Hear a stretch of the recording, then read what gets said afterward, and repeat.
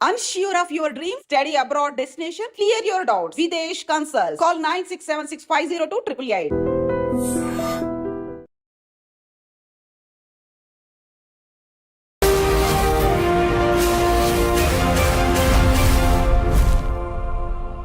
నమస్తే, welcome to I dream social spotlight with కవిత.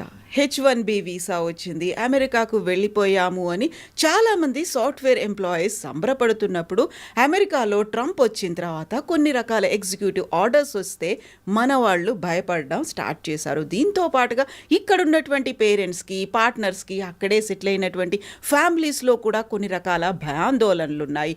వాటికి సంబంధించి క్లారిఫికేషన్ కోసం ప్రస్తుతం మనతో పాటుగా ఉన్నారు ప్రముఖ అంతర్జాతీయ న్యాయవాది డాక్టర్ కావేటి శ్రీనివాస్ గారు. సార్ నమస్తే. నమస్కారం. సో H1B వీసా వచ్చింది, చాలా ఆనందంగా వెళ్ళిపోతాము, అక్కడే సెటిల్ అవుతున్నాము ఇవన్నీ అనుకుంటారు. బట్ సడన్గా ట్రంప్ వచ్చిన తర్వాత వచ్చినటువంటి ఎగ్జిక్యూటివ్ ఆర్డర్స్ ఒక్కసారి మా కలలు, మా ఆశలు అన్నీ పోయాయే, డిస్ట్రాయ్ అయిపోయాయి అనేటువంటి ఫీల్లో ఉన్నారు కదా. యాక్చువల్గా ఏం జరుగుతుంది, వాళ్ళని ఎలా అవేర్ చేయాలి, ఎడ్యుకేట్ చేయాలంటారు? ఫస్ట్ ఆఫ్ ఆల్ మనం అర్థం చేసుకోవాల్సింది ఏంటంటే H1B వర్కర్స్ వీళ్ళంతా నాన్ ఇమిగ్రెంట్ వర్కర్స్. వాళ్ళకు మొదటిసారి 3 years వస్తుంది H1B, మళ్ళీ సెకండ్ ఎక్స్టెన్షన్ ఒక 3 సంవత్సరాలు వస్తుంది. టోటల్గా 6 years అండి. ఇప్పుడు ఈ 6 years లోపల కంపెనీ వాళ్ళు, ఎంప్లాయర్స్ వాళ్ళ గ్రీన్ కార్డ్ స్పాన్సర్ చేయాలి. ఇక్కడ ఏంటంటే మనకు కోటా సిస్టమ్ అనేది ఉంది. ఎందుకంటే 70 to 80% మళ్ళీ టెక్నాలజీ వర్కర్స్ అంతా మళ్ళీ మనం ఇండియన్సే. మళ్ళీ అక్కడికి వచ్చి ఎంఎస్ చేసిన వాళ్ళు, లేకపోతే ఇక్కడి నుంచి H1లో చేసుకొని వచ్చిన వాళ్ళు, మన ఎంప్లాయర్స్ కూడా సాఫ్ట్వేర్ కన్సల్టింగ్ కంపెనీస్ వాళ్ళు కూడా 82% మన వాళ్ళే రన్ చేస్తారు. సో ఏదన్నా ఎగ్జిక్యూటివ్ ఆర్డర్ వచ్చినా, ఏదైనా మార్పులు చేర్పులు ఇమిగ్రేషన్ లాలో వచ్చినా మన ఇండియన్స్కు, మన H1B వర్కర్స్కే ఎఫెక్ట్ అవుతాయి. ఫస్ట్ ఆఫ్ ఆల్ ట్రంప్ గారు వచ్చిన తర్వాత ఏమేమి మార్పులు తెచ్చారు? మోస్ట్ ఆఫ్ ద టైమ్స్ ఏంటంటే ఈ H1B రావాలంటే ఈ మధ్యకాలంలో లాటరీలో సిస్టంలో ఉంది. అది ఇంకా లాటరీలోనే ఇప్పుడు కూడా కొనసాగుతుంది.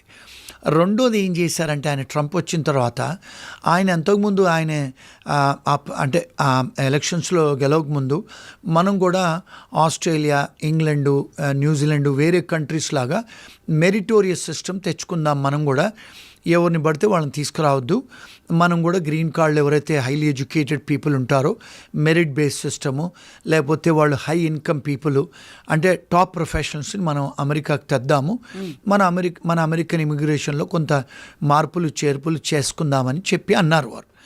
ఆ నినాదంతోనే వారు గెలిచారు. ఒకటి. రెండోది ఏంటంటే, వారు వచ్చిన తర్వాత ఏం చేశారంటే, అంటే ఎవరైతే హై శాలరీ పే చేసే వాళ్ళకే H1 చేయండి, ఎవరైతే హై ఎడ్యుకేటెడ్ ఉన్న వాళ్ళకి చేయండి అని తెచ్చారు. రెండోది ఏంటంటే, ఇప్పుడు అక్కడికి వచ్చిన తర్వాత చాలామంది ఎంప్లాయీస్ ఇప్పుడు ఇక్కడి నుంచి ఎవరైతే వస్తారు కదండి, చాలామంది కొంతమంది నాట్ క్వాలిఫైడ్ పీపుల్ వస్తారు. అంటే వాళ్ళకు బేసికల్గా ఇంగ్లీష్ కూడా సరిగా రాదు, కొన్నిసార్లు ఐటీ స్కిల్స్ కూడా లేని వాళ్ళు వస్తారు.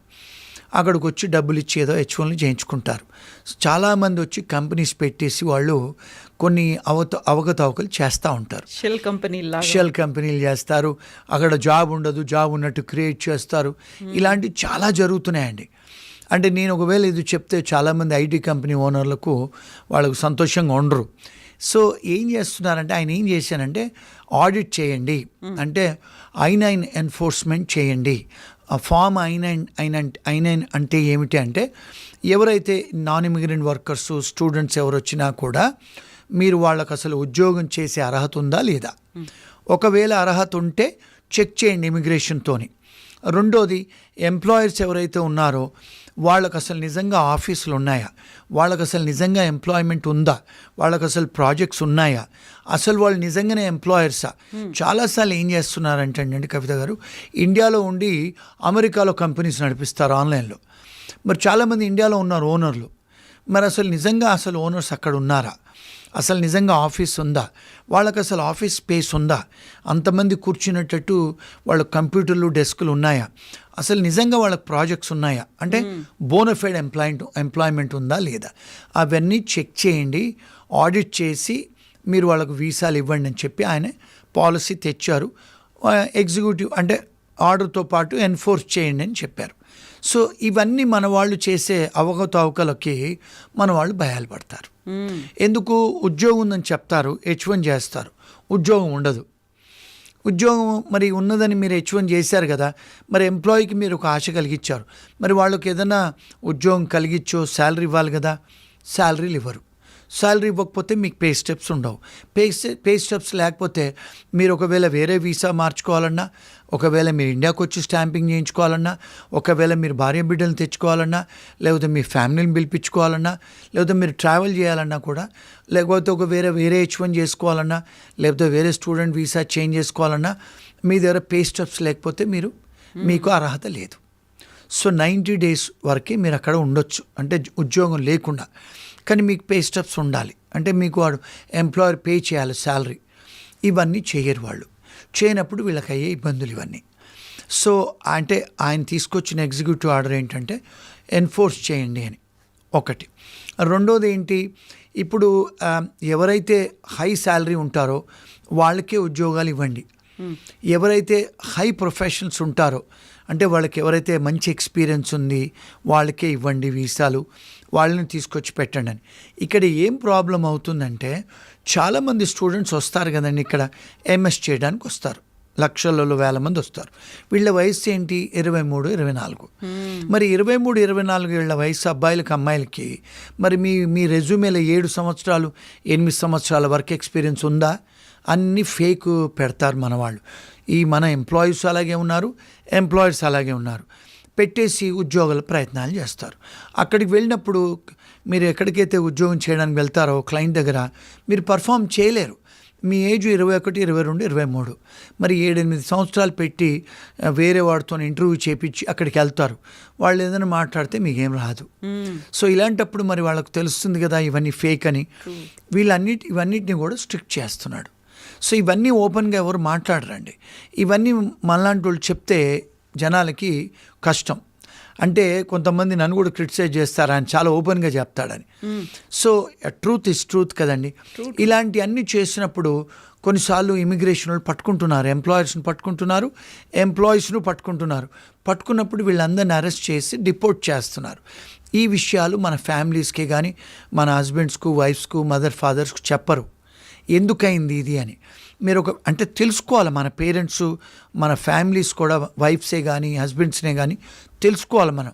ఏమండి మీరు ఎక్కడ జాబ్ చేస్తున్నారు, ఎంప్లాయర్ ఎవరు, ఆ ఎంప్లాయర్ గురించి రీసెర్చ్ చేశారా, అసలు వాళ్ళు ఆఫీస్కి వెళ్ళి చూసారా? నాకు చాలామంది కాల్ చేస్తారండి, నేను అడుగుతాను మీరు ఎక్కడ ఉన్నారంటే నేను కాలిఫోర్నియాలో ఉన్నాను సార్ అంటారు. మరి మీ ఎంప్లాయర్ ఎక్కడ ఉన్నారంటే న్యూజెర్సీ. మరి ఎప్పుడన్నా మీరు వెళ్ళి న్యూజెర్సీకి వెళ్ళి మీ ఎంప్లాయర్ ఆఫీస్కి వెళ్ళారా, చూసారంటే లేదు సార్ అంటారు. ఎందుకంటే నేను కాలిఫోర్నియాలో ఉన్నాను. మరి మీకు ఎంప్లాయర్ ఎలా తెలుసు అంటే ఫోన్లో, ఆన్లైన్లో. మరి అసలు వాడికి ఆఫీసే లేదు అక్కడ. ఫోన్ నంబర్ న్యూజెర్సీ అడ్రస్ ఉంటుంది, న్యూజెర్సీ ఫోన్ నంబర్ ఉంటుంది.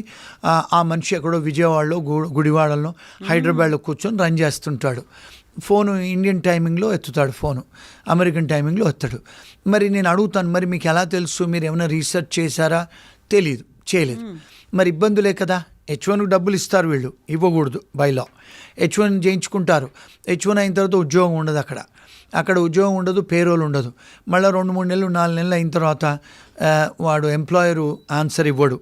సో ఇవన్నీ ఇబ్బందులు అయిన తర్వాత లాయర్ల చుట్టూ తిరుగుతారు. మేము ఏం చేయగలుగుతామండి అప్పుడు? సో మేము అడిగిన క్వశ్చన్స్కి ఆన్సర్స్ ఉండవు. So this is the repeated mistakes. అందరూ ఎంప్లాయర్స్ కూడా చేసే మిస్టేక్స్. సో ఇవన్నీ మనం జాగ్రత్తలు తీసుకునేటట్టయితే మనకి ఇబ్బందులు జరగవు. బై లా ఇవన్నీ మనం చూసుకునేటట్టు. ఇంకొకటి కూడా ఎంప్లాయీస్కి ఎక్కడ ప్రాబ్లం అవుతుందంటే, ఈ ఎంప్లాయర్స్ ఈ మధ్యకాలంలో చాలామంది బ్లాక్ లిస్టెడ్ ఎంప్లాయర్స్ ఉన్నారండి. అది డిపార్ట్మెంట్ ఆఫ్ లేబర్ వెబ్సైట్లో కూడా పెట్టున్నాయి. Even immigration and custom enforcement వెబ్సైట్లో కూడా ఆ ఎంప్లాయర్ డీటెయిల్స్ ఉన్నాయి. అవి ఫస్ట్ చెక్ చేసుకోవాలి మనం. రెండోది, మనకు డిపార్ట్మెంట్ ఆఫ్ స్టేట్ అని ఎక్కడైతే ఇండియాలో మనకు కంపెనీస్ రిజిస్ట్రేషన్ ROC అని ఉంటుంది, రిజిస్ట్రేషన్ ఆఫ్ కంపెనీస్ అని. ఎవరైనా కంపెనీస్ గురించి మనం ఆన్లైన్కి వెళ్ళి రీసెర్చ్ చేసుకోవచ్చు. అదేవిధంగా కూడా మీరు అమెరికాలో కూడా రీసెర్చ్ చేసుకొని అసలు ఈ కంపెనీస్ ఎప్పుడు రిజిస్టర్ అయ్యాయి, అసలు వీళ్ళకు ట్యాక్స్ రిటర్న్స్ ఉన్నాయా, అసలు ఓనర్ ఎవరు, ఓనర్ గ్రీన్ కార్డ్ హోల్డరా, సిటిజనా, లేకపోతే ఇండియాలో కూర్చొని రన్ చేస్తున్నాడా, లేకపోతే ఒక స్టూడెంట్ కంపెనీ పెట్టి నడిపిస్తున్నాడా, ఒక H1B మ్యాన్ కంపెనీ పెట్టి నడిపిస్తున్నాడా, ఇవన్నీ రీసెర్చ్ చేసుకోవాలండి. ఎంటైర్ డీటెయిల్స్ ఉంటాయి ఉంటాయి, ఆన్లైన్లో ఉంటాయి అన్నీ. రీసెర్చ్ చేసుకోవాలి. మీరు చేసుకుంటే మీరు ఇవన్నీ జాగ్రత్తలు తీసుకోవాలి. H1B వర్కర్స్ ఈ మధ్యకాలంలో ఏమవుతుందంటే ఒక 4-5 సంవత్సరాల నుంచి ఈ ఎంప్లాయర్స్ 2-3 H1 ఫైల్ చేస్తున్నారు ఒక మనిషికి, 2-3 కంపెనీస్ పెట్టి. ఇమిగ్రేషన్ వాళ్ళు ఎన్ఫోర్స్మెంట్ చేసి ఆ ఎంప్లాయర్స్ను బ్లాక్ లిస్ట్ చేస్తున్నారు, ఎంప్లాయర్స్ మీద కేసులు పెడుతున్నారు, క్రిమినల్ కేసులు. ఆ ఎంప్లాయీస్ మీద కూడా వీసా రద్దులు చేసి వాళ్ళకి డిపోర్ట్ చేస్తున్నారు, వాళ్ళ మీద కేసులు పెడుతున్నారు. మరి ఎవరు తప్పండి? మనది కూడా తప్పు ఉంది కదా. So we have to do all these research. అవన్నీ వీసా రద్దులు అయిన తర్వాత కంపెనీ క్లోజ్ అయిపోతుంది. వాళ్ళు ఏమంటారు, మేము కంపెనీ క్లోజ్ చేస్తున్నాము, మేము మీకు ఏ డాక్యుమెంట్స్ ఇవ్వలేము, పేరోల్ ఇవ్వలేము, మేము ఎలాంటి H1B సంబంధించిన డాక్యుమెంట్స్ ఇవ్వలేనని చెప్తారు. అలాంటి జరిగినప్పుడు మరి మేము ఏం చేయగలుగుతాం వాళ్ళకి? సో ఇవన్నీ కూడా కాషన్ తీసుకొని వాళ్ళు చెక్ చేసుకొని ఎంప్లాయర్ దగ్గర డాక్యుమెంట్స్ చేసుకొని వాళ్ళ ప్రొటెక్ట్ చేసుకోవాలి వాళ్ళ రైట్స్. ఇవన్నీ కూడా ఆయన ఎన్ఫోర్స్ చేయమని చెప్పి ఎగ్జిక్యూటివ్ ఆర్డర్లు తెస్తున్నారు. మరి ఆయన దగ్గర అడ్వైజర్స్ ఇస్తున్నారు, మన ఇండియన్సే ఆయన దగ్గర అడ్వైజర్స్ ఇస్తున్నారు, ఆయన అలాంటి పాలసీస్తో వస్తున్నారు. సో ఇవన్నీ అండి H1B వాళ్ళకు ఉండే ఇబ్బందులు, వాళ్ళు తీసుకోవాల్సిన రెమెడీస్. నాట్ ఓన్లీ ఇండియన్స్, ఎవరికైనా ఇదే రూల్స్ అనేవి ఆయన ఇంప్లిమెంట్ చేస్తున్నారు కాబట్టి మనం ఏదో తప్పు చేస్తున్నాం, మనల్నే పంపిస్తున్నారు అని కాదు. కాకుంటే అక్కడ ఏమవుతోంది అనేది ఫస్ట్ అర్థం చేసుకొని ప్రాపర్ వేలో వెళ్తున్నామా లేదా అది మాత్రం తెలుసుకుంటే చాలు. ఎస్, అబ్సల్యూట్లీ ఎస్ అండి. ఇంకొకటి ఏంటంటే మన వాళ్ళు చాలాసార్లు కూడా బికాజ్ ఈ టెక్నాలజీ వర్కర్స్ అండి, మన వాళ్ళు, మాకు కూడా లాయర్స్ మేము డిస్కస్ చేసుకుంటాం, ఎవరైతే క్లయింట్ టెక్నాలజీ వర్కర్ వచ్చినంటే మాకు కొంచెం ఇబ్బందే వాళ్ళకి అడ్వైజ్ ఇవ్వటం. ఎందుకంటే వీళ్ళు ఏం చేస్తారు, చాట్ జీపీటీలో గూగుల్లో సెర్చ్ చేస్తారు, ఆ సెర్చ్ చేసిన ఇన్ఫర్మేషన్ తీసుకొని వాళ్ళు అడ్వైజులు ఇచ్చుకుంటారు. నాకు మొన్న ఒక క్లయింట్ కాల్ చేసింది, నాకు ఆమె చాట్ జీపీలో ఏదైతే అడ్వైజ్ వచ్చిందో అది నాకు చెప్తుంది ఆమె. నేనన్నా, అమ్మ నేను ఆర్టిఫిషియల్ ఇంటెలిజెన్స్లో PhD చేశాను, నువ్వు చాట్ జీపీలో చదివి నాకు చెప్తున్నావు కదా అంటే, సార్ మీకు ఎలా తెలుసు సార్, నేను చాట్ జీపీటీలో చూసి మిమ్మల్ని అడుగుతున్నాను, నాకు అందులో వచ్చినాయి మీకు చెప్తున్నాను అంటుంది. అమ్మ, చాట్ జీపీటీలు లేకపోతే గూగుల్ ఇవన్నీ ఇన్ఫర్మేషన్లు ఎవరో మీలాంటి డేటా వాళ్ళు ఇన్పుట్ చేస్తేనే వస్తుందమ్మా, అది లా కాదు, ఇన్ఫర్మేషన్ కాదు. Seek advice from competent immigration లాయర్లు. ఎందుకంటే ఇమిగ్రేషన్ లాయర్లు ఎవరైనా కూడా అండి, కవిత గారు అమెరికాలో, ఇంగ్లాండ్లో, ఆస్ట్రేలియాలో, న్యూజిలాండ్లో, కెనడాలో లాయర్లు అవ్వాలంటే 8 కోట్లు ఖర్చు పెట్టాలండి. లాయర్ అవ్వాలంటే 8 కోట్లు. మళ్ళీ అంటే మీకు 97-98% మీకు స్కూల్లో కాలేజీలలో మీకు 97-98% ఉంటేనే స్కోరింగ్ ఉంటేనే మీకు లా స్కూళ్ళల్లో స్కూల్ అడ్మిషన్ దొరుకుద్దండి. మళ్ళీ ఇక్కడి నుంచి వచ్చిన IT స్టూడెంట్స్ లాగా కాలేజీలు పోకుండా ఆన్లైన్లో చదువుకొని దొంగ రెజ్యూమేలు పెట్టి దొంగ అసైన్మెంట్ చేసి ఏదో 10,000 5,000 ఫీజులు కట్టి పాస్ అయ్యే టైప్ ఉండదండి లాలో. అమెరికాలో, ఇంగ్లాండ్లో, ఆస్ట్రేలియాలో, కెనడాలో క్లాసుకు వెళ్ళాలి, 8 లక్షలు to 12 కోట్లు ఖర్చులు పెట్టి చదువుకోవాలి, అందుకని లాయర్లు అవుతారు. మరి వీళ్ళు లోన్లు తీసుకొని చదువుకుంటే లాయర్లు మరి వీళ్ళు ఎక్కడి నుంచి సంపాదిస్తారండి? అందుకని క్లయింట్స్ మీద సంపాదిస్తారు. ఒక్కొక్కడికి 10-20 సంవత్సరాలు వాళ్ళకు లోన్స్ ఉంటాయి. అందుకని వాళ్ళు క్లయింట్స్ దగ్గర $350 to $400-500 తీసుకొని వాళ్ళు ఫీజులు కట్టి మరి వాళ్ళకు జీతాలు ఇవ్వాలి, ఆఫీసులు నడపాలి కదా. వీళ్ళు ఏమంటారు, ఎందుకు సార్ మీరు అంత ఎక్స్పెన్సివ్ అని. మరి నేను కూడా 4 దేశాలలో చదువుకొని కోట్లు ఖర్చు పెట్టుకొని ఈరోజు లా ప్రాక్టీస్ చేస్తున్నాం, మరి ఫ్రీగా చెప్పలేం కదండి. ఎవరికైతే ఎక్స్పీరియన్స్ ఉందో, ఎవరికైతే ట్రాక్ రికార్డ్ ఉందో వాళ్ళని అథెంటిక్ అని నమ్మి వెళ్తే వాళ్ళకి కావాల్సినటువంటి సజెషన్స్ తీసుకుంటే సరిపోతుంది. కరెక్ట్ అండి. లేకపోతే మీలాంటి iDreamలో వచ్చిన వీడియోలు చూస్తే చాలామందికి ఫ్రీ ఉచిత సలహాలు దొరుకుతాయి. ఎస్. సో కావేటి శ్రీనివాస్ గారిని మేము ఇప్పుడు ఎందుకు ఇంటర్వ్యూ చేస్తున్నాము అంటే, he gives that authentic information.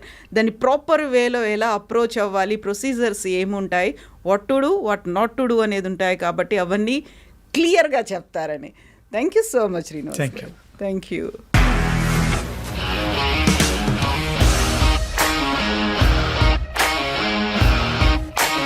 ఇండస్ట్రీలో కమిట్మెంట్ ఇష్యూస్ వస్తే నీకు కూడా వచ్చినట్టు మార్నింగ్ తీసుకెళ్ళాలంటే కొద్ది పడేశారు.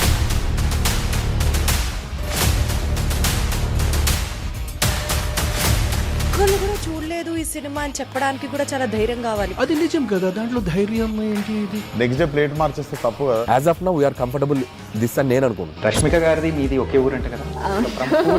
నీకు కోపం వచ్చిందంటే బాగా తిట్టేత్తరా? తిట్టేద్దామండి. నిజంగా గేమ్ ని ఎలా చేంజ్ చేయగలిగారు? ఏపీఎస్ఎఫ్సి వాళ్ళకి 6 నెలల్లో నేను 6 లక్షలు కట్టా. బిజినెస్ చేయాలనుకుంటే it is as difficult as riding a tiger.